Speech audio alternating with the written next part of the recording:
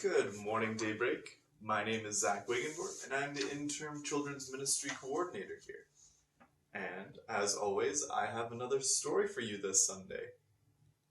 This one is taken from Genesis chapter 12, verses 1 to 3, chapter 15, verses 1 to 21, and chapter 17, verses 1 to 9. And it's God's covenant with Abraham.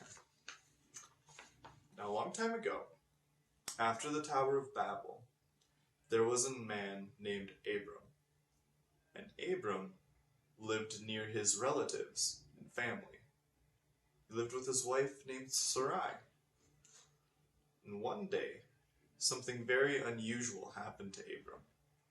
God spoke to him.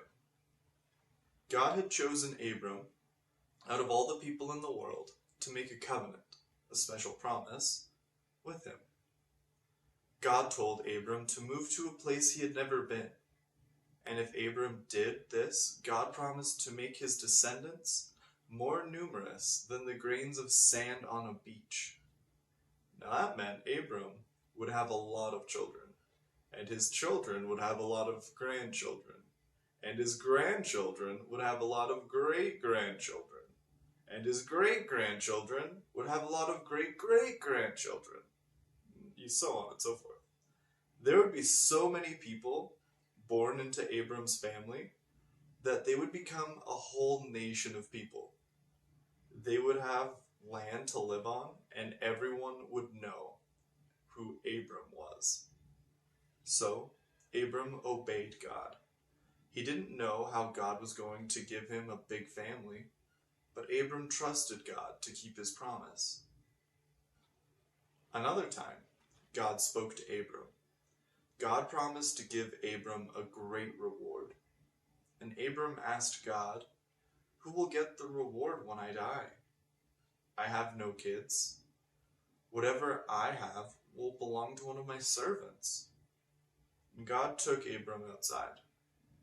"Look at the sky and count the stars if you can," said God. "This is how many descendants you will have someday." Abram was getting to be an old man, and his wife was getting old too. How could she have a baby? But Abram believed it would happen because God said it would.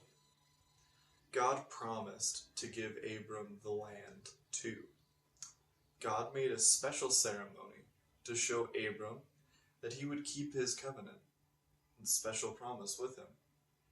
First, God told Abraham to bring some animals, a cow, a goat, a ram, a turtle dove, and a pigeon. And Abram followed God's instructions. When the sun had set and it was dark, a smoking fire pot and a flaming torch appeared and passed between the animals. And God showed that keeping with the covenant was his job, not Abram's job. Now when Abram was 99 years old, God talked to him yet again. I am now changing your name to Abraham. You will be the father of many children, grandchildren, and great-grandchildren, God said. They will become many nations, and some of them will be kings. I will give them the land where you are living, and I will be their God. My promises will last forever. Now for the Christ connection.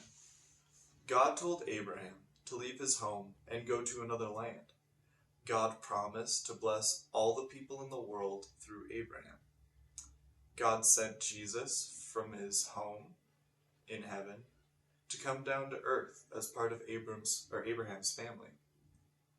And Jesus blesses all the people on earth because he saved us from our sin.